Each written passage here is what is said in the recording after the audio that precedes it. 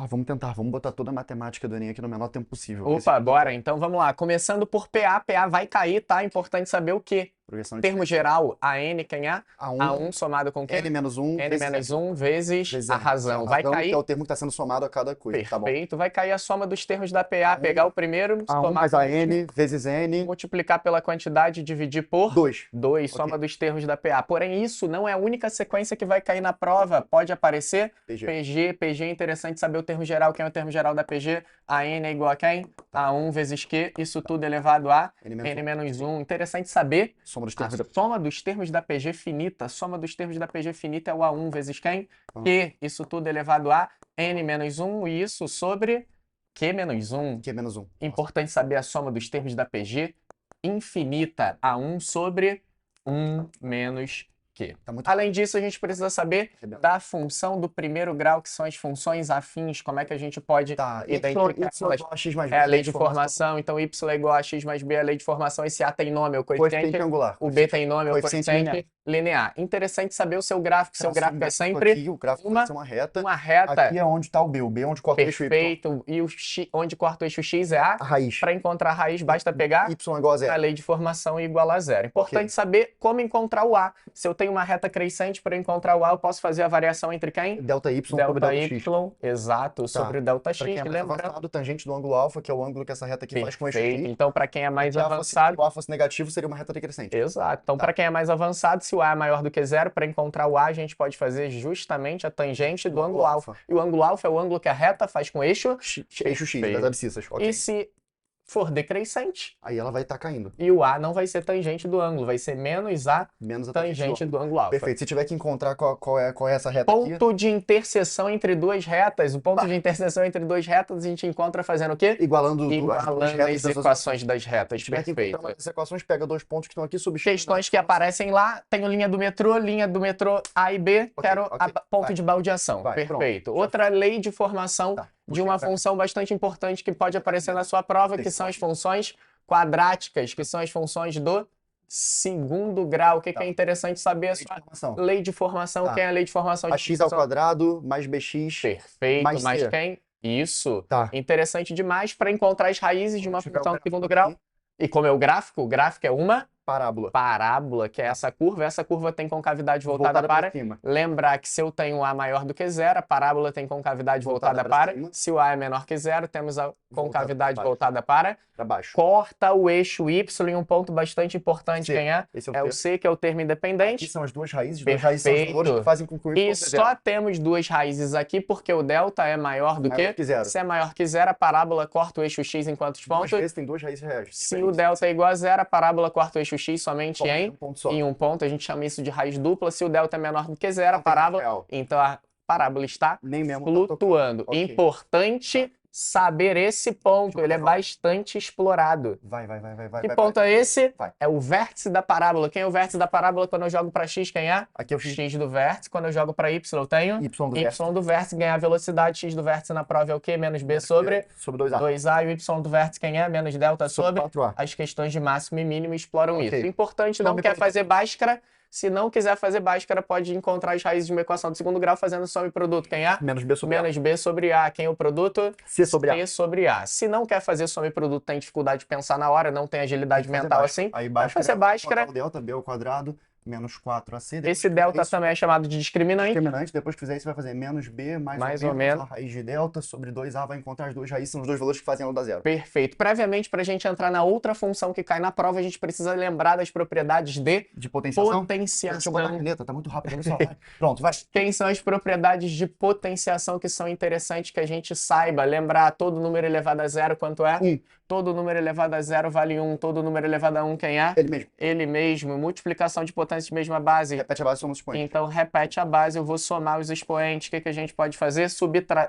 Divisão de potências de mesma base. Repete a base, subtrai os expoentes. Então, vou repetir a base e simplesmente subtrair os expoentes. Potência de potência, x elevado elevado a A, isso tudo elevado a B. X elevado ao produto entre A e B. X elevado ao produto entre A e B. X elevado a A que está elevado a B. Então são as exceções. Então se eu tenho menos 2 ao quadrado, o que que a gente tem aqui? Menos 2 ao quadrado só está ao quadrado número 2. Sim, menos 4. Então menos 4. E se eu tenho menos 2, isso tudo ao quadrado? Agora é menos 2 vezes menos 2 dá 4. Perfeito, mais 4, porque número negativo elevado a expoente par é positivo. Ok. Importante saber que x elevado a menos a, ou seja, elevado a um número que é inteiro, tem que inverter. Ok. Tá acompanhando? Isso é 1 dividido por x elevado a a. Perfeito. Pode passar para baixo desde que inversa. Ótimo. Então, se eu tenho produto xy elevado a 1 natural, é tanto o primeiro fator elevado a esse natural como o segundo. Assim, se eu tiver também um quociente xy elevado a a, é tanto o numerador elevado a a quanto o denominador elevado a a. Algumas propriedades que podem te ajudar. Se eu tenho x elevado a a sobre b elevado a um número racional, vira o quê? Raiz, quem é o índice? B de radicando x elevado a ao a, que é o numerador. Tá. Dominando isso, a gente precisa lembrar das potências de 10, que são bastante importantes. 10 a 0 a gente já sabe quem é. Quanto é 10 elevado a 1? 10. Quanto é 10 elevado a 2? 20. 100. 100. Quanto é 10 elevado a 3? Teremos que é 1000. O que que a gente conseguiu perceber? Que em potência de 10 o expoente indica a quantidade de zeros que sucede o número 1. Então isso é muito útil para fazer problemas de contagem da quantidade de bactérias de uma certa cultura. Então quanto é 10 elevado a n? Certamente é o número 1 seguido de muitos zeros. Quantos zeros eu vou ter aqui? N zeros. E se eu pergunto quantos dígitos tem aqui? N mais 1. Perfeito, que além dos N zeros eu estou somando o dígito número 1. Chegando nisso, a gente chega na outra função, que é a prova explora, que é essa função aqui. Quem é f de x é igual a elevado a x? Elevado a x é isso é uma função exponencial. O gráfico dela.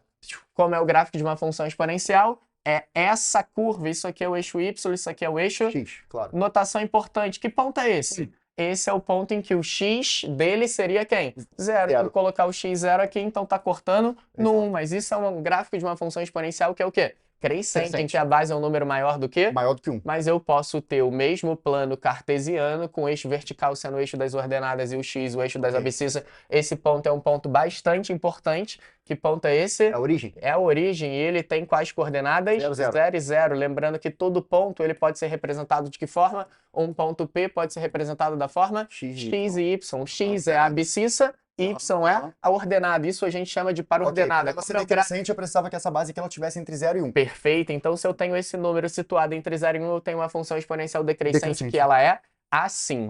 Cortando em que ponto? Exatamente no ponto 1. Juntando essas habilidades, tem que lembrar que às vezes a função exponencial tem um K aqui, né? Que a gente chama de constante de proporcionalidade. Saindo disso, a gente chega na função logarítmica. O que a gente precisa saber de função logarítmica? A sua lei de formação, f de x, quem é? Log de x em qual base? Na base B. Se eu tenho uma base maior do que 1, eu tenho uma função logarítmica que é crescente. Mas se essa base for um número situado entre 0 e 1, eu tenho uma função logarítmica que é decrescente. O que é importante saber para a prova de função? Tá conseguindo acompanhar? Mais ou menos. De função logarítmica, eixo vertical, quem é? O eixo y, eixo horizontal, eixo x. Tem que tomar muito cuidado que as curvas são muito parecidas. De quem? Da função exponencial com a função logarítmica. A diferença é que a função exponencial corta qual eixo? O eixo y. E a função logarítmica corta o eixo x. A curva é essa. Corta o eixo x em que ponto? Corta o eixo x no ponto 1. Tu vai saber por que corta no ponto 1. Porque é o inverso da função exponencial. Exatamente. Mas para dominar as questões de função logarítmica, é interessante saber as propriedades de log. Então, primeira propriedade de log. A caneta, 1, 2, 3 e pá, o quadro não está acompanhando.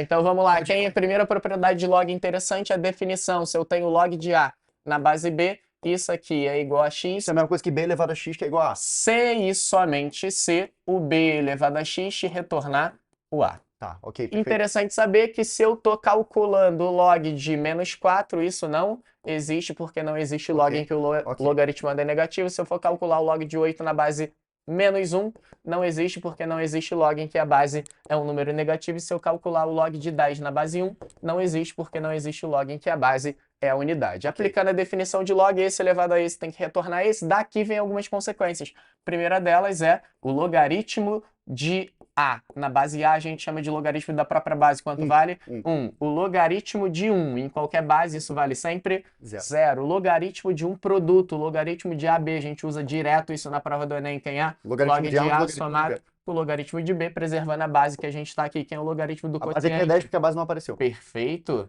Isso aí é o log de A menos o log de B. E isso é o log de A menos o log de B. Interessante essa ausência de base, porque, por exemplo, se eu escrevo o número 7, quem é o denominador? 1. Quando não tem, o denominador é sempre, vai sempre o número 1. Se eu escrevo o número 8, quem é o expoente quando não tem? 1. Então, se eu escrevo log, não identifiquei a base é sempre 10. Decimal. Se eu escrevo radical, não identifiquei o índice, quem é o índice é sempre 2. Uma das propriedades mais usuais, se eu tenho log de A elevado a M, regra do peteleco, vem para frente multiplicando M vezes log de A. M vezes log de A. Mas se esse expoente for da base log de A na base B elevado a M, ele não vem multiplicando, ele vem dividindo log de A na base B. Interessante para sair de algumas questões importantes da prova é quando não tem log, tem ln, que é o logaritmo neperiano. Nada mais é que o log de x na base E. Se não quiser escrever log, escreve ln de x. Então, o logaritmo neperiano é o logaritmo da base E. Apresenta escalas, a gente passou muito rápido. Apresenta escalas aqui. Então, vamos lá, o que a gente precisa saber de escala? Escala é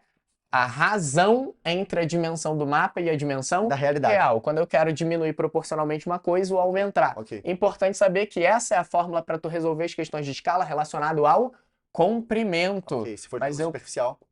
Se for escala superficial. Aí já vai ser a área. Então eu tenho que fazer escala igual mapa sobre real, mas essa escala é ao quadrado. Isso aqui pega muito candidato na prova. Se for uma coisa volumétrica, então eu tenho que fazer escala ao cubo. É a razão entre a dimensão do mapa e a dimensão real. Razão entre A e B significa A sobre B. Exatamente. Certo? Razão, a única coisa que o aluno precisa saber para a prova é que é pegar um número e dividir pelo outro. O primeiro que foi falado pelo segundo. Exatamente. E o denominador, ele nunca pode ser um número que igual a zero. Então ele tem que ser sempre diferente de zero. Proporção nada mais é do que quando eu tenho uma razão que é igual a outra razão, apesar de terem numeradores e denominadores distintos, elas são iguais. Em proporção vale a multiplicação cruzada. Então aqui eu tenho que o produto dos meios A vezes D igual ao produto dos extremos, que é B vezes C. Estou indo no meu carro então a 40 km por hora. Isso é a mesma coisa do que eu dizer que eu estou indo a 80 km a 2 horas. Essas duas razões são iguais, por isso elas são proporcionais. Perfeito. Frações proporcionais, numeradores diferentes, denominadores diferentes e quocientes que são iguais. São iguais. Próxima coisa, vai. Tem que pegar ritmo, acho que ainda falta bastante coisa, tem que entrar em tudo de geometria. Não, mas vai dar a matemática inteira aqui. Então quero ver, vai. Saindo de razão e proporção, a gente, depois de escala, a gente pode entrar nos conceitos de médias. Interessante saber para a prova quais são as noções de estatísticas interessantes. A primeira delas, médias. Então aqui, MA, média aritmética. Como é que eu calculo a média aritmética entre A e B? Simplesmente o MA entre A e B é pegar um, somar com o outro e dividir por 2. Então, teste e prova, qual é a média entre o teste e prova? Some um com o outro e divide por 2. Mas se eu tenho agora teste, tenho prova e tenho trabalho, como é que eu encontro a média aritmética entre esses elementos? Pego um, somo com o outro e divido pela quantidade de elementos, que no caso são 3. Mas isso é média aritmética. A prova cobra os conceitos de média geométrica. O que é a média geométrica? O MG. Quem é o MG entre A e B? É a raiz do produto de A e B. Quantos elementos são? São 2. Então é a raiz quadrada. Mas eu posso fazer a média geométrica, por exemplo, aqui de ABC. Quem é a média geométrica de ABC? É a raiz cúbica de quem? Produto de A. Perfeito. Se for média ponderada, porque tem um peso. Exatamente. Então, se eu tenho que calcular a média aritmética entre o A, entre o B e o B, quem seria a média aritmética que a gente aprende? A média aritmética é somar todos eles e dividir por 8. Perfeito. Então, seria a aritmética é A mais A mais A mais B mais B mais B, isso dividido pela quantidade. 7. Quantos são os elementos? São 7. 7. Mas se eu quiser transformar essa aritmética em aritmética ponderada, eu ia atribuir pesos a cada um dos elementos. Eu vou fazer 4 vezes A mais 3 vezes B e vou dividir isso por 7. Perfeito. E isso é a média aritmética ponderada, que é mais um recurso para agilizar o teu cálculo da média aritmética. É o termo que mais aparece, então aqui no caso essa é a moda, a mediana. E essa é uma distribuição por ter só uma moda, ela seria o quê? Unimodal. Então, se não tem nada se destacando, a gente diz que a distribuição é amodal. Se eu quero a mediana, tem 2 bimodal, se eu quero a mediana numa distribuição de dados que é ímpar, eu quero o termo central. Arrumo em ordem crescente ou decrescente, esse é o termo central. Se colocasse aqui, e aqui tem ordem alfabética, né? Se colocasse aqui um outro B, agora a gente tem 8 termos, então a mediana seria a média aritmética entre esses dois termos aqui do centro, A mais B dividido por 2. Perfeito. Agora uma situação, quem está muito atento na prova, se eu tenho uma sequência, que na sequência eu tenho uma quantidade de termos muito grande. Então, por exemplo, eu tenho na sequência 1000 termos, eu tenho o primeiro e tenho o milésimo. Como é que eu faria se eu já descobri que eu tenho 1000 termos e 1000 é uma quantidade par para encontrar a posição ordinal do termo do Eu divido, tem 500, é o termo 500 e o termo 501. Perfeito. Okay, perfeito. E se eu tenho 999 termos e eu quero encontrar a posição ordinal do termo do meio que representaria a mediana? Divide por 2 e pega o inteiro. Perfeito, porque 999 dividido por 2 não é divisível, porque número ímpar divisível por um número par vai dar um quociente, que é um número quebrado. Tu vai pegar o quociente, o natural maior do que esse quociente. Qual é a próxima então, se deu 7,5, vai pegar o 8. Saindo disso, a gente precisa saber, em noções de estatística, a gente precisa entrar nas taxas de dispersão.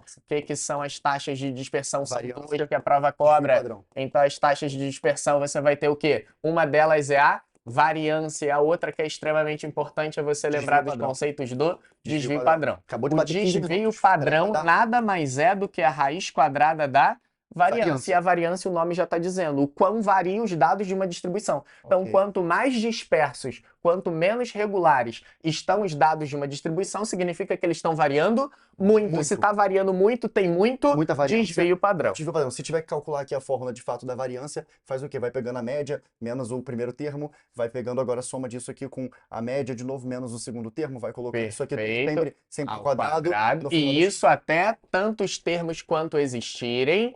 E depois dividir pela quantidade de termos quanto é. Perfeito, isso aqui é a variância. Se precisar do desvio padrão, vai meter uma coisa aqui. Perfeito, o desvio padrão vai calcular a raiz quadrada da variância. O desvio padrão é margem de erro, né? Perfeito. É aquelas pesquisas de intenção de votos dos candidatos, esse candidato tem 2% de margem de erro para mais ou para menos. Desvio padrão, taxa de dispersão, noções de estatística, completamente fechado. E agora? Então a gente passou pelas sequências e passamos pelas porcentagens. Porcentagem a gente fez, não. P%.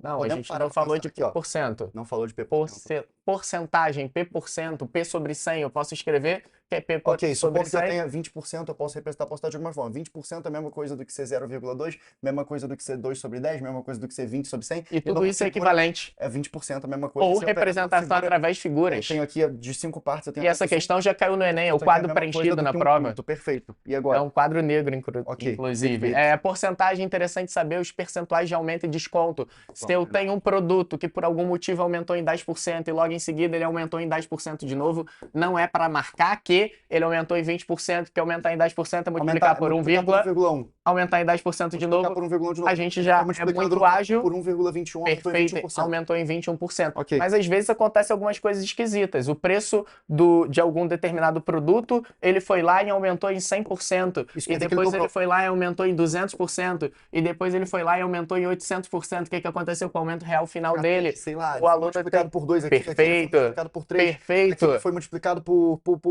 9. Perfeito. Então, por 6 vezes 9 está 54 vezes maior? Exato. Não, isso, tá assim. Antes o preço do produto era P e agora o preço do produto é 54. 54P. Mas multiplicar por 54 significa conceder um aumento no preço desse produto de quantos por cento? 5.300. Para quem não pegou a ideia, o que significa aumentar algo? Quem não pegou, não pegou.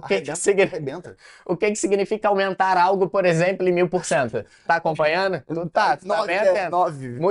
Aumentar algo em 1000% significa multiplicar por 11. E aumentar em 1.100 seria o quê? Por 12. Multiplicar por 12. E aumentar em 1.200 seria o quê? Por 13. Segue a analogia, se eu quero aumentar em 5.300, eu vou multiplicar por 54. Então, se aqui o preço do produto era P, eu multipliquei por 54, aumentou em 5.300. Ok, perfeito. Divisão diretamente proporcional, divisão inversamente proporcional. Então, dividir em partes diretamente proporcionais. Vai. Se eu estou dividindo em partes diretamente, o maior fica sempre com a maior quem tem a maior parte. Vai. E o menor fica sempre com a menor. Então, vamos lá. Se eu tenho aqui, por exemplo, um pai deixou de herança para ser dividido entre as idades dos filhos proporcionalmente, sei lá, 100 hectares de terra, para ser dividido nas idades que tem 2, 3 e 5 anos. Então, o primeiro filho ficou com uma parte, o segundo com outra, o terceiro com outra, e essa quantidade era 100. Estou dividindo em partes diretamente proporcionais. E vale um adendo. Se eu tenho a velocidade, a distância e o tempo, analisando aqui friamente uma fórmula que... Velocidade e distância são diretamente proporcionais. Velocidade e tempo são inversamente proporcionais. Quem pode se multiplicar é inversamente proporcional. Quem não está se multiplicando, mas pode estar se dividindo é diretamente proporcional. Quer dizer que... Então, coisas que se dividem são o quê? Se eu estou indo mais longe, eu vou gastar mais tempo. Então, se eu estou dividindo em partes diretamente proporcionais, idade dos filhos que tem 2, que tem 3 e que tem 5 anos, eu posso simplesmente montar isso, resolver esse sistema utilizando o método da composição. Chama isso de K, soma tudo em cima e tudo embaixo. Nós teremos que o A mais o B mais o C, isso tudo sobre 5 mais 3, 8 com 2, 10. A mais B mais C, tu sabe quem é? 100, esse tem 100 tá sobre 10, vai dividir isso. O K, que é a constante de proporcionalidade, tá acompanhando? Assim, vale 10, então isso vale 10. Se isso vale 10, o A quanto é? 2 vezes 10, 20. O B vale quanto, então? 30. 10, que fica só 30, e isso aqui, 50. e ele vale 50. Okay. Então, a soma desses valores dá exatamente o que eu queria dividir, e se dá o que eu queria dividir, o filho mais velho, que é o filho C, que tinha 5 anos, ficou com a maior parte, que é 50. Okay, mas tem que ficar atento, porque pode aparecer inversamente proporcional. Então, o mesmo contexto, agora ele deixou 11 gramas de diamante para ser dividido em partes inversamente proporcionais, idade dos filhos, tem 1, 2 e 3 anos. Como ficaria isso? Eu pegaria o A, somaria com B, somaria com C, e isso dá 11, que é o que eu quero dividir. Mas agora é inversamente proporcional, então é o A sobre o inverso de 1, é o B sobre o inverso de 2, e é o C sobre o inverso de 3. Eu vou usar a mesma técnica da composição, soma tudo em cima, tudo embaixo. Somando tudo em cima, A mais B mais C, quanto daria? 11. Somando tudo embaixo, aproveitando para recapitular, se eu estou somando frações com denominadores diferentes, tem que tirar MC entre 1, 2 e 3, como são primos entre si, é 6. 6 sobre 1, quanto vale? 6 sobre 2, 3. 6 sobre 3, 2, sobe multiplicando. 6 aqui vai dar quanto? 3 vai dar 2, isso é o quê? 11, tá pegando? Sobre 11 sextos, divisão de duas frações, quem é? Mantém a primeira, que é 11 sobre 1, multiplica pelo inverso da. Cortou esse com esse, quem é? 6, e 6 é K, mas K é constante de proporcionalidade, o que eu quero é ABC. Lembrando que isso aqui sempre aparece. Quem é o A? A sobre 1 vale 6. Passa para lá multiplicando, A vale o quê? 6. B sobre quem? Sobre 1 sobre 2 vale quanto? 6. Passa multiplicando, quem é B?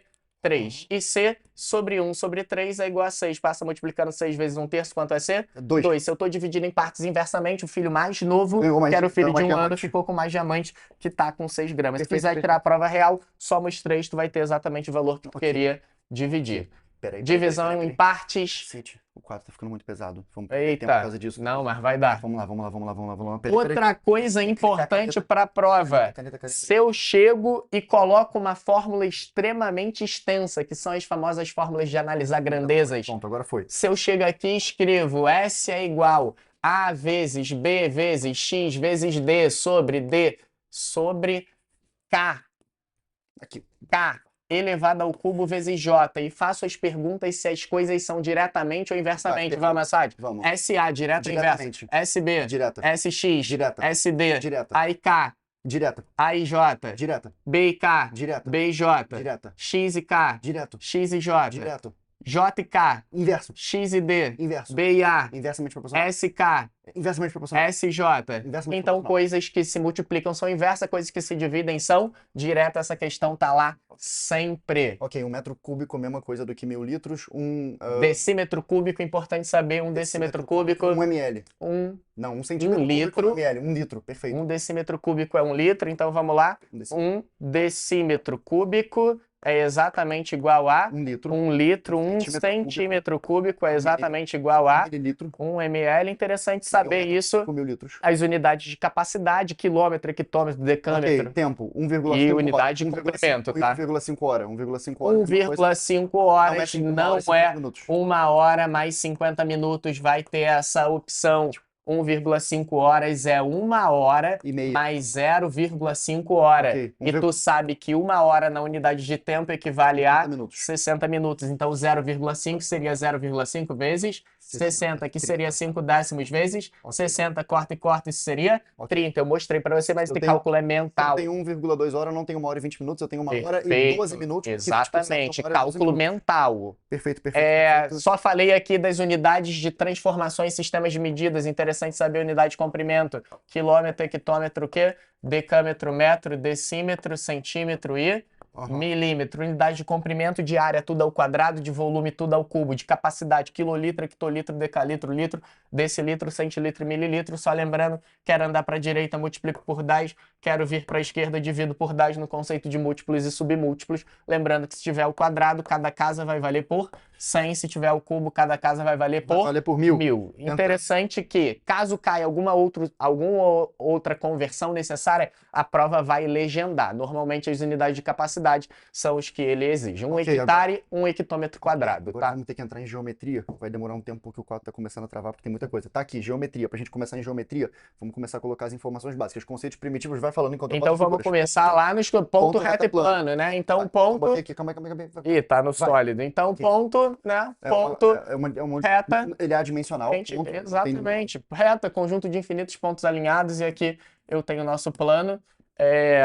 Não existe nenhuma questão que cobre a definição em si, é preciso apenas ter conhecimento da figura em si. Plano é uma estrutura bidimensional, a dimensão dele é desprezível no que se trata de espessura. Perfeito, saindo daqui a gente já entra nos polígonos direto. Não, peraí, polígono direto. Cacete, peraí, tô bugando tudo. Não, agora vai. Calma aí, shape, deixa que eu escolho. Pai, começa aqui. Nos polígonos.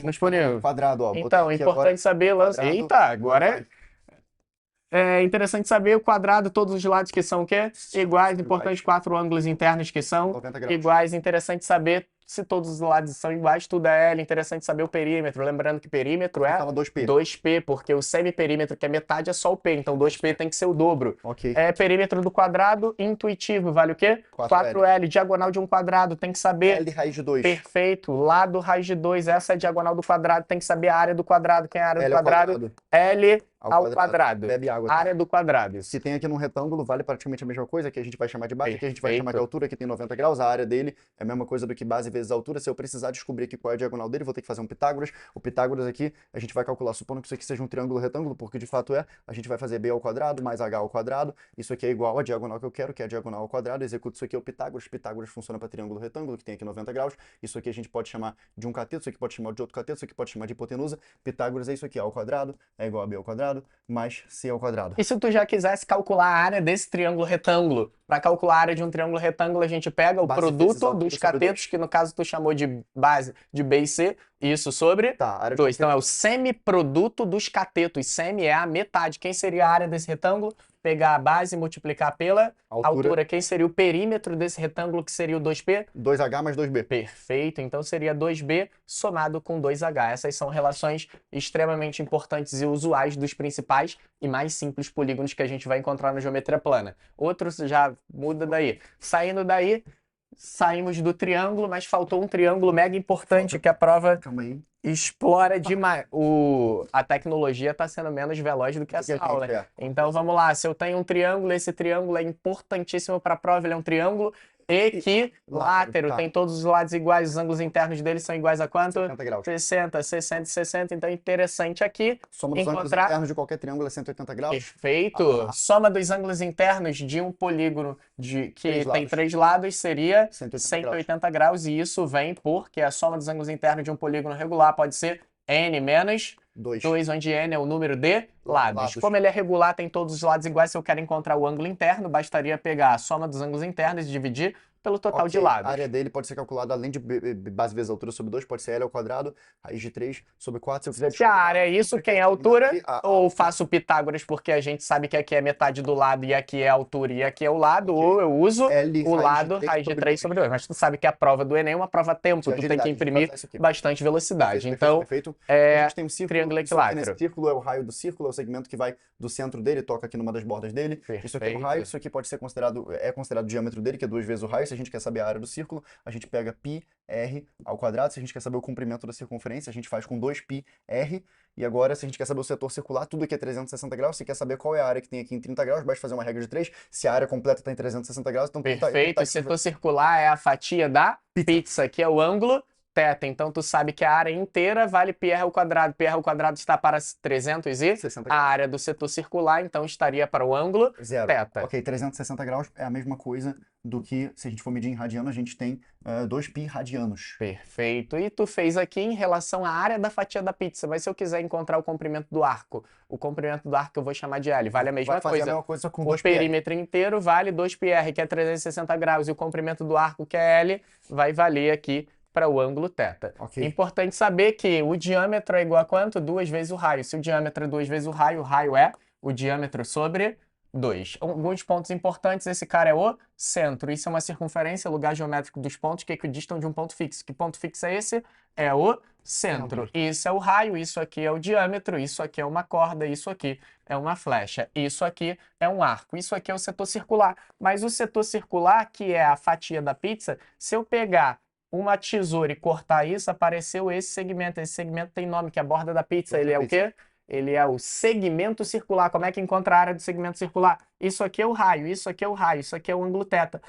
A área do setor a gente sabe como é que encontra a área do setor. Aquela proporção fazendo a regra de 3. Mas eu sei como calcular a área de um triângulo, porque a gente pode calcular a área de um triângulo em função, essa aqui é só para quem é extremamente avançado. Como é que eu faço? Produto entre os lados vezes o seno do ângulo entre eles sobre 2. Então, se eu estou interessado em encontrar a área pintada, que é a área do segmento circular, eu tenho que calcular a área do setor, que a gente consegue encontrar fazendo regra de 3 e diminuir da área do triângulo em função do ângulo. Qual é? Produto entre os lados vezes o seno do ângulo entre eles sobre, sobre 2. Eu tenho aqui um hexágono, esse hexágono é um hexágono regular, tem todos os lados iguais, os ângulos internos desse hexágono valem 120, num hexágono para eu calcular a área, basta eu perceber que ele é formado, na verdade, por 6 triângulos equiláteros, então eu posso fazer 6 vezes L ao quadrado, raiz de 3 sobre 4, 6 vezes a área de um triângulo equilátero. Perfeito. Importante também observar que isso é o centro do hexágono regular. Quando eu traço esse segmento é a altura de um desses triângulos equiláteros que estão aqui. Se eu quiser encontrar esse tamanho, ele é exatamente 2 alturas. Lembrar algumas coisas... Vamos adiantar. Lembrar algumas coisas de polígonos que são importantes. O que é importante saber de polígono? A gente já aprendeu a soma dos ângulos internos. Quem era a soma dos ângulos internos? 180 que multiplica n menos 2. Mas se eu quero calcular o ângulo interno é o quê? 180 que multiplica n menos 2 e isso dividir pelo n. Então, a gente desenhou o ângulo interno do hexágono regular no quadro anterior. Se eu quero encontrar ele, no caso aqui eu vou colocar 6 menos 2, 4 vezes 180 sobre 6, encontraria o ângulo interno. Se eu quero saber a área dessa zona sombreada... Essa zona tem nome, qual o nome dela? A área da coroa circular. Vou considerar que aqui é o raio grande, vou considerar que aqui é o raio pequeno, vou fazer a área do círculo grande menos a área do círculo pequeno, vou ficar como resultado disso aqui com a área da borda, a área da coroa circular. Perfeito, essa é a área da coroa circular. Interessante saber, nos polígonos, as diagonais totais de um polígono, quem é? n que multiplica n menos 3, isso tudo sobre 2. Então, no hexágono regular que estava desenhado no quadro anterior, ele tem uma quantidade... 3 sobre 2, fica 3 vezes 3 dá 9. As diagonais.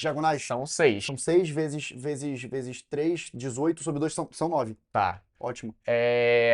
Hexágono n menos 3 sobre 2, mas eu posso encontrar as diagonais que passam pelo centro. Quem são as diagonais que passam pelo centro? N sobre 2. Então, quantas são as diagonais que passam pelo centro ali? 6 sobre 2 e 6 sobre 2, quanto vale? Vale 3. Vale 3. Tem que entrar em trigonometria. Tá com muito tempo já, estamos com 31 minutos e 43 segundos. Vamos nessa. E as diagonais que não passam pelo centro? Quais são as diagonais que não passam pelo centro? As diagonais que não passam pelo centro é simplesmente pegar as diagonais totais e diminuir das diagonais que passam pelo centro. Ok, dentro de trigonometria eu tenho as relações que eu preciso saber seno, preciso saber cosseno, preciso saber tangente, sendo que eu sempre calculo seno fazendo seno sem sono cair. Então faz aqui corri, cateto oposto sobre hipotenusa. Melhor lembrar disso aqui, cosseno, a gente faz cateto adjacente sobre hipotenusa, tangente, a gente faz cateto oposto sobre cateto adjacente. Tem que saber essas informações aqui sobre os ângulos notáveis. Os ângulos notáveis a gente sabe que é 30, a gente sabe que é 30, que é 45, que é 60, a gente tem que saber o seno e tem que saber o cosseno deles. Aqui tem a tangente, para saber o seno de 30 a gente faz aqui, ó, 1, 2, 3, 3, 2, 1. Aqui a gente coloca que tinha um raiz de 3, tem aqui um 1, esse raiz de 3 estava sobre 3, tem esse 1 aqui, e agora ficou aqui apenas o raiz de 3, coloca aqui agora todo mundo sobre 2, todo mundo sobre 2, todo mundo sobre 2, todo mundo sobre 2, todo mundo sobre 2, todo mundo sobre 2, todo mundo sobre 2, e raiz em quem não é 1, raiz em você, raiz em você, raiz em você, raiz em você. Perfeito. Alguns importantes que são notáveis para te agilizar, quem é o seno de 0? Seno de 0. Seno de 0 é 0, quem é o seno de 90? 1. Seno de 91, confunde muita gente. Quem é o cosseno de 0? 1. E quem é o cosseno de 90? 0. 0, beleza. Lembrar que aqui, para eu encontrar a tangente, eu posso simplesmente pegar o seno e dividir pelo... cosseno. Se eu pego o seno e divido pelo cosseno, eu encontro a... tangente. A tangente. E agora vem o quadro. Agora vem escrever lei dos senos e lei dos cossenos. Não, tem as relações... não voltou ainda, tem que esperar, peraí. Isso aqui vai. É porque a gente tá muito acelerado. Nosso tempo pra cacete, o quadro tá ficando muito pesado. Relações... Calma aí que ainda não foi, agora ainda precisa selecionar a caneta, ó. Quando for aqui tu vai saber, ó. Relações métricas do triângulo retângulo. O que é interessante a gente saber das relações métricas do triângulo retângulo? São 6 relações extremamente importantes. Essas relações métricas do triângulo retângulo, eu tenho um triângulo retângulo. Esse aqui tá mal desenhado, peraí. Relações métricas do triângulo retângulo. Esse triângulo é bem famoso, aqui vale 90 graus, aqui eu desci a altura, aqui eu vou chamar de B, aqui eu vou chamar de C, aqui eu vou chamar de H, aqui eu vou chamar de M, aqui eu vou chamar de N. Tá bom, isso aqui são as projeções ortogonais dos catetos. Perfeito, isso aqui eu vou chamar de A. Aqui tem algumas relações bastante importantes. A primeira delas, Esse é o N. Okay. A primeira delas, quem é? Pitágoras, que a gente acabou de ver. Quem é? A ao quadrado é igual B ao quadrado mais C ao quadrado. Não pode confundir, porque se eu tenho A mais B ao quadrado, isso aqui é chamado de quadrado da soma. E se eu tenho A ao quadrado mais B ao quadrado, eu tenho a soma dos quadrados. Existem questões disso, tá? Okay. Então aqui... Isso aqui é um produto notável. Se eu tivesse que abrir esse produto notável, é o quadrado do primeiro mais 2 vezes eles dois. Depois aqui vem o segundo termo, também ao quadrado. Então aqui tem mais, aqui tem o B ao quadrado. Esse produto tem nome, é o produto quadrado da soma, mas eu poderia ter o quadrado da diferença. E o quadrado da diferença é usual também, que é o quadrado do primeiro menos 2 vezes o primeiro pelo segundo, mais o quadrado do segundo. Importante saber o produto da soma pela diferença. Produto da soma pela diferença, quem é? Quadrado primeiro menos quadrado do segundo. Poderia, para nível avançado, ainda saber o cubo da soma. Quem é o cubo da soma? O cubo do primeiro, mais quem? 3 vezes o quadrado primeiro vezes segundo, mais quem? 3 vezes primeiro vezes quadrado segundo, mais quem? Mais o cubo do segundo. Ou o último, para quem é extremamente avançado, o cubo da diferença. Quem é? Cubo do primeiro menos 3 vezes quadrado primeiro vezes segundo, mais 3 vezes primeiro vezes quadrado segundo, mais, menos o cubo do segundo. Essas são os produtos notáveis importantes para vocês. Acabamos de botar aqui. E você disse 6. Pitágoras. Quem é a outra? Intuitivo. Se eu pegar o M e somar com N, a gente consegue observar. Quem é o M somado com N? Óbvio. B ao quadrado é exatamente a projeção dele sobre a hipotenusa do triângulo grande, que é o M, vezes A. Daqui a gente tem que C ao quadrado é igual N vezes A. Uma bastante famosa, o H ao quadrado é igual o quê? M vezes N. Agora quero ver se tu tá atento, Assad. H ao quadrado é M vezes N. Se eu escrever assim, H é M vezes N, eu posso dizer que essa altura é a média o quê? Entre as projeções de cateto. Perfeito. A gente acabou de ver em noções de estatística. E temos a última relação, que é B vezes C, A vezes H, nas relações métricas do triângulo retângulo. Como questões exploram isso? Eu posso colocar uma pipa aqui, ó. Cagada, desculpa. Cacete. Não, nem fala como que as questões exploram isso, não. Aqui, eu posso pegar uma pipa aqui, ó. Questões famosas quanto isso e pedir. Qual o comprimento da vareta maior? Tá. Qual o comprimento da vareta menor? Okay. Então, relações métricas, triângulo retângulo, extremamente importante. Deixa eu resolver aqui agora. A próxima coisa vai ser geometria espacial. Se prepara, Renato. Então, pega o sólido bastante famoso. Pega o cubo para iniciar. Tá bom. Pé direito. Tá bom, tá travado aqui porque o quadro tá ficando extremamente pesado. A tela não dá tempo desse processamento de dados. É todo o conteúdo no menor tempo possível de matemática e na maior velocidade. Só consegue pegar quem de fato está imerso e completamente atento. Não tem cubo. Ah, tem cubo aqui sim. Pera aí, cubo que tá aqui. O cubo tá aqui. Já vou colocar aquilo. Ele não ficou um cubo, né? Mas eu vou desenhar agora. Já lança o cone, já lança a pirâmide. Certa, tá bom? Vou colocar esse o paralelepípedo. Vou colocar o tetraedro aqui agora. O tetraedro teria que estar mais igual, né? Ele não tá igual o suficiente aqui. Mas assim, agora o tetraedro está igual o suficiente. Agora eu vou lançar também aqui a pirâmide. Ok. E agora que eu lancei a pirâmide, lanço mais algum aqui. Vou lançar aqui o tronco, o cone. Ainda vou lançar ali a esfera agora. Tá. E lança o cone, que é o corpo redondo. Tá, cadê o cone? O cone tá aqui. Agora que eu lancei o cone, vou deixar ele aqui. Renato, bora. Perfeito, então vamos lá. O que a gente precisa saber do cubo? Interessante saber que ele tem todas as arestas iguais. Que são iguais. Então aqui se eu chamar de A, aqui também é A, e aqui a sua profundidade também vai ser A. Interessante saber quem é a área da base. Okay. Área da base, que é um quadrado, então vai ser o quê? H, a área de um quadrado. A área de um quadrado é A vezes A. O que é interessante a gente saber? A diagonal da base. Quem é a diagonal da base? Aresta, raiz de 2. Diagonal da base, que é a diagonal de um quadrado. A diagonal dele todo aí seria A raiz de 3. Perfeito. Então a diagonal do cubo seria a aresta, raiz de 3. Obviamente no intuito, não é provar aqui, mas se eu traçar a diagonal do cubo, vou pegar essa aqui, vou fazer o Pitágoras aqui, a gente vai demonstrar. Todo mundo aqui de alto desempenho já sabe quanto é isso. O que é o volume? O tanto de água, de areia que cabe lá dentro, é o produto das 3 dimensões, dando exatamente A ao cubo. Geralmente as questões contextualizam quanto de água está aqui dentro, quanto de terra tu consegue vale a mesma lógica. Encontrar. A área da base perfeito, então aqui é a base aqui. É a largura, e aqui eu posso chamar de altura. Faz o produto das 3. Então aqui é a largura, que eu posso chamar de altura. Quem é o volume? O produto das dimensões, produto da base pela largura, pela altura. Geralmente chama comprimento, largura e altura, tá? Okay. Aqui, para encontrar a diagonal da base, a gente pode fazer um Pitágoras, né? Aqui é um triângulo retângulo em que aqui é B, aqui é L, encontrou a diagonal da base. E se eu quero encontrar a diagonal do paralelepípedo, quem é a diagonal do paralelepípedo? É a raiz quadrada de quem? De B ao quadrado mais L ao quadrado mais H ao quadrado, que as pessoas chamam de comprimento, largura e altura. Perfeito. Eu tenho um cilindro, eu tenho aqui a base dele, nessa base dele aqui eu tenho o raio. Se eu quero saber qual é o volume dele, eu primeiro calculo a área da base, sendo que a área da base do cilindro a gente já sabe que é πr ao quadrado. Agora, se eu pegar isso aqui e multiplicar pela altura, agora eu tenho volume. Peguei a área da base, multipliquei pela altura, eu tenho volume. Voltando para cá, como é que é a área total superficial desse sólido? Então, a área total vai ser o quê? 2 vezes, no caso B, L mais quem? 2 vezes LH mais quem? 2 vezes BH. Então, isso é a área total. Se eu for fazer a área superficial do cubo, quem é a área de uma face vale o quê? A ao quadrado são quantas faces? Então, isso vai ser 6A ao quadrado, é a área total dessa superfície. Perfeito, ok.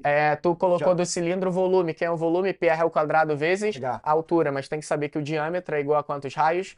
2 raios. Isso aqui é a altura, isso aqui é o diâmetro. O diâmetro vale 2 raios. Interessante saber quem é a área da base se eu escrever AB. PR. Pi R ao quadrado. Gente, lembrando que em matemática tem 3 coisas que a gente escreve com a área, apótema e altura. Para eu não escrever a área, apótema e altura com a letra A e tu não saber o que é, se eu escrevo A, é o que? É a área, apótema ou é a altura? Então, a altura a gente coloca H, a área a gente coloca S e a apótema a gente deixa para a letra A. Aqui, como a gente está na velocidade extrema, eu estou escrevendo área com A para ficar mais intuitivo. É interessante saber que se esse cilindro ele foi equilátero, quando eu traçar a seção meridiana, essa seção meridiana é o quê?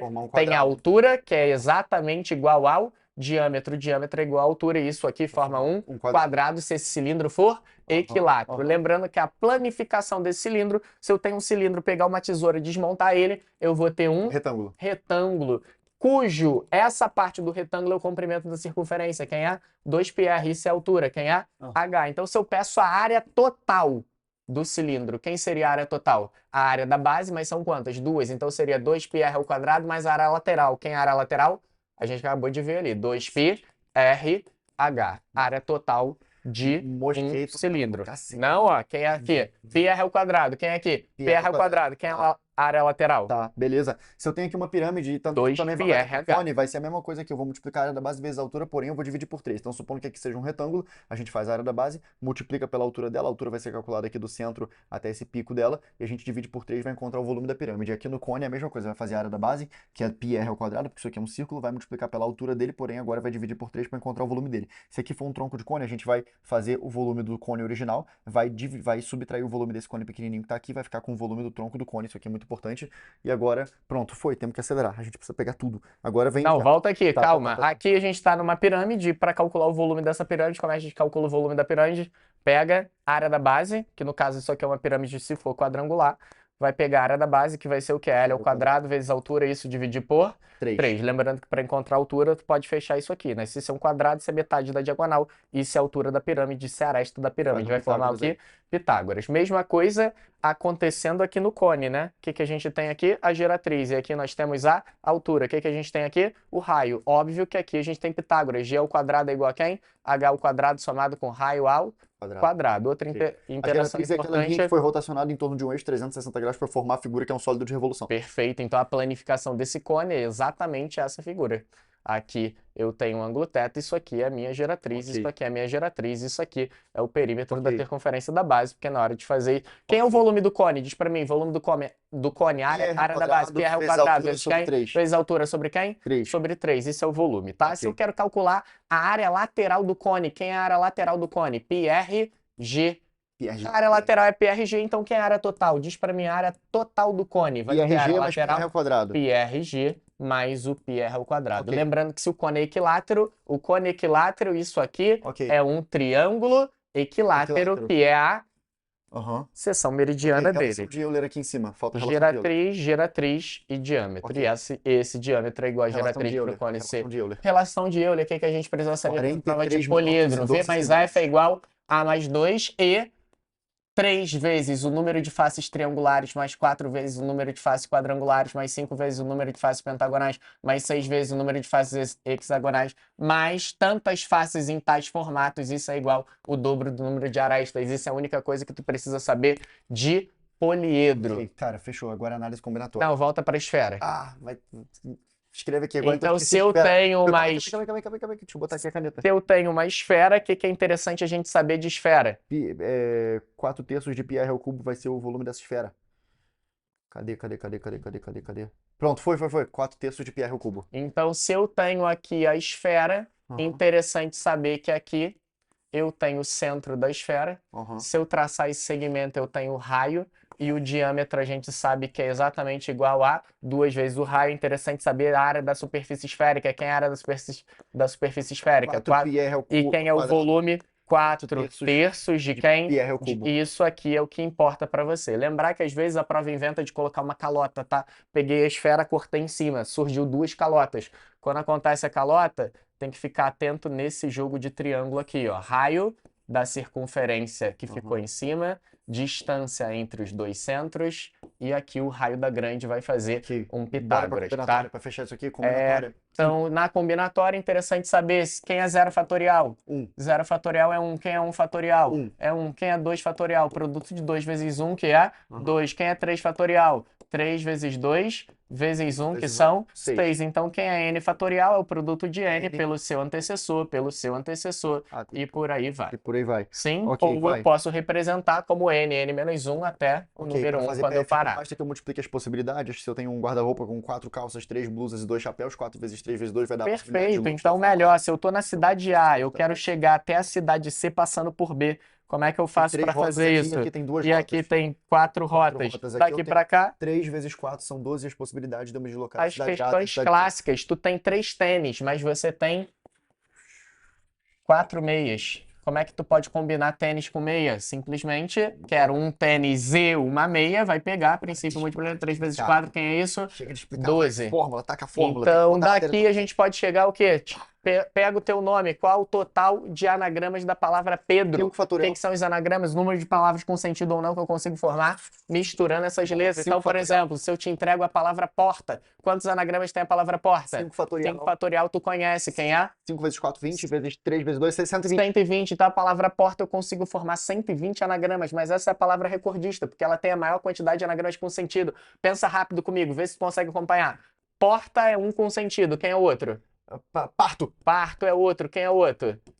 Prato, quem é o outro? Tropa, quem é o outro? Topar, quem é o outro? Optar, quem é o outro? 1, 2, 3, 4, 5, 6, tem mais, ó. Porta, parto, prato, tropa, topar, rápido, perfeito. Então, vários aí que a gente conseguiu. Então, Pedro, quantos são os anagramas? 5 fatorial. 5 fatorial. E 5 fatorial quanto é? 120. Mas se eu pedir qual o total de anagramas da palavra SAD, que no caso agora aqui tem ele... São 6 fatorial e vai dividir pelas repetições, tem 2 S repetidos, então bota 2 fatorial, tem 3 letras A, então bota 3 fatorial aqui, vai ficar 6 fatorial, que é a mesma coisa do que 720, se eu não me engano, dividido por 6. Eu não precisava ter feito assim, eu poderia ter feito 6 fatorial, que é 6, vezes 5, vezes 4, vezes 3, vezes 2, vezes 1. Aqui embaixo eu tenho 2 fatorial, eu tenho 3, tenho 2 ali, simplifica 3 com 3, simplifica esse 2 com esse 4, fica 30 aqui, 30 vezes 2, provavelmente dá 60. Se eu não Mas isso aqui tu vai demorar a eternidade, vai cortar esse com esse, cortou 6 com 3 em cima, ficou quem? 6 vezes 4 vezes 5 vezes 6, e aqui tá o 2, cortou com esse, 6 vezes 5, 30 vezes o 2, 60. Tu já vai encontrar 60. Okay. Qual o nome disso? Permutação com repetição. Como é que a gente representa a permutação simples? Simplesmente fatorial da quantidade de elementos. E a permutação com repetição?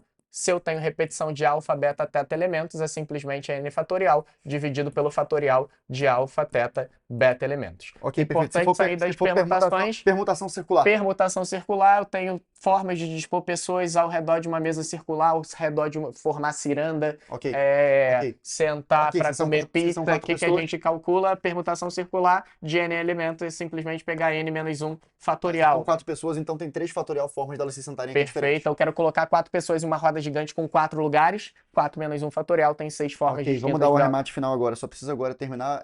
Vamos para análise combinatória. Peraí, não faça isso, tem que esperar isso aqui desbugar para escrever. Tem que esperar agora, só botar as fórmulas de análise combinatória, depois probabilidade, depois fechou. Importante saber de análise combinatória, saiu. Quem é análise combinatória? Arranjo, a gente pode fazer o quê? Arranjo de n tomado PAP, quem é n fatorial sobre n menos p fatorial. Lembrando que o arranjo a gente usa quando a ordem o quê? Importa. O que significa a ordem importar? Eu sou o vice-presidente e você é o presidente. É igual ou diferente? É diferente. Do contrário.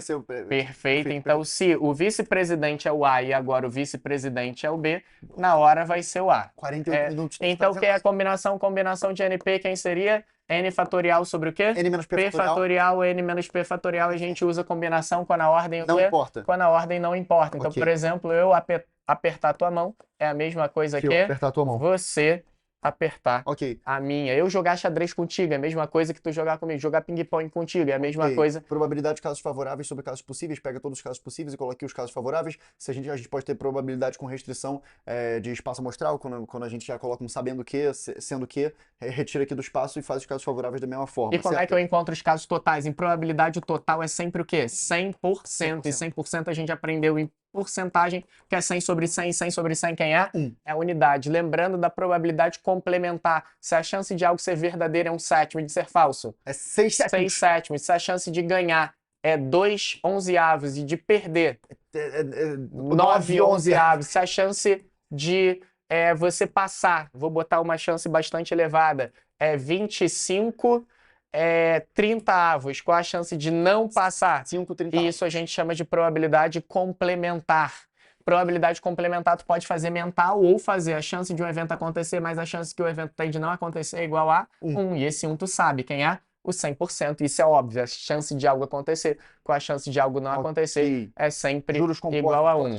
Lembrar muito do conceito de probabilidade pelo menos 1. Quando ele pergunta pelo menos 1, a chance de um evento acontecer pelo menos uma vez é sempre a chance de ele acontecer perfeito, todas as formas é o total menos o contrário. Então, se eu pergunto qual a chance de chover hoje, é o total menos a chance de não chover. Tem 20% de chance de chover, qual é a chance de não chover hoje? Então é 80%, né? Exato. Tá. Mas às vezes ele bota em dias consecutivos. Aí tem que lembrar aqui que vai ter que permutar.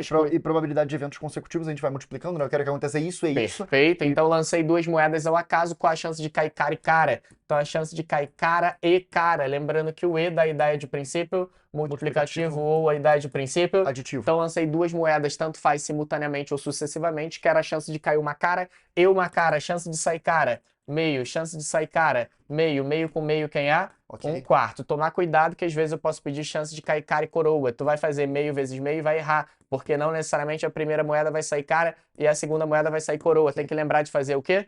Permutar. Como é que permutaria isso? 2 fatorial corta esse com esse, daria meio. Meio tu conhece, é o quê?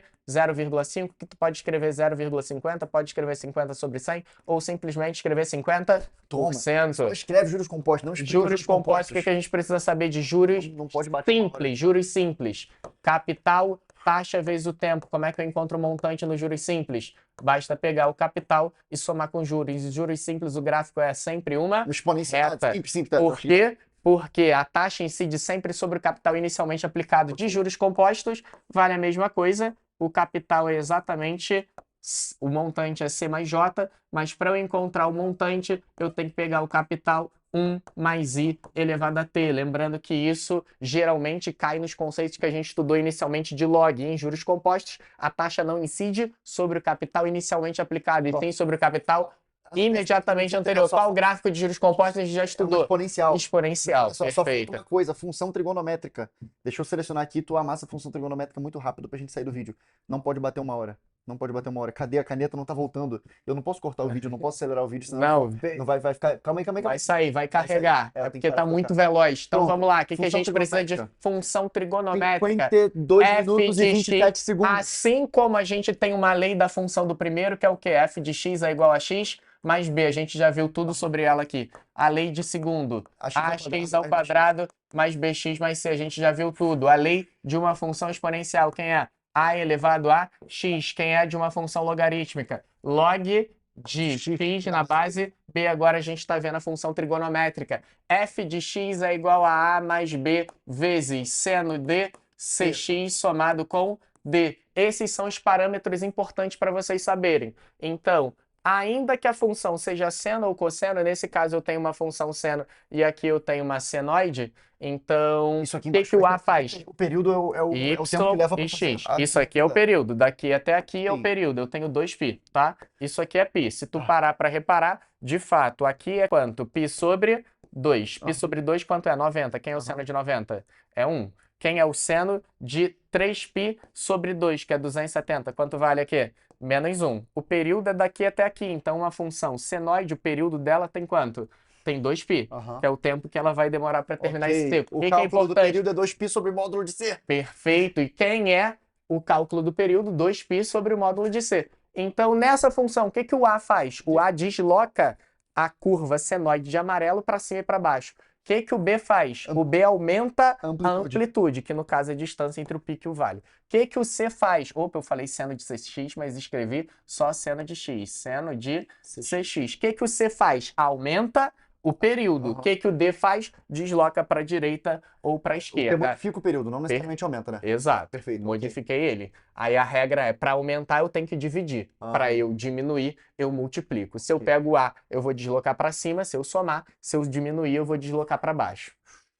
Função seno. E se mudar para função cosseno, para a lei dela? F de x é igual a mais B vezes cosseno de CX mais D. Tudo que a gente acabou é válido também, só a curva que vai mudar o formato.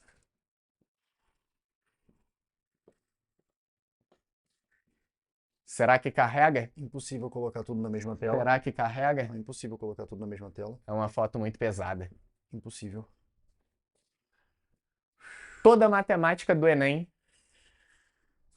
Galera, cheguei. Em o menor tempo possível. 1h bateu? 45 minutos. Galera, pra quem não sabe, não dá pra aprender muita coisa por esse vídeo. Eu sou Pedro Assad. Eu sou Renato Passos. Passo em medicina todo ano. Me considero o professor mais didático do Brasil. Sou dono da plataforma Assad+. Lá em 2018, quando eu passei em medicina pela primeira vez, esse cara, junto com o Rafael, que vocês já conhecem, ele foi o meu principal mentor. Rafael e ele direcionavam toda a minha preparação. Foi o cara que mais me ensinou matemática e principalmente é o cara que mais entende da prova que eu já conheci na minha vida, junto com o Rafael.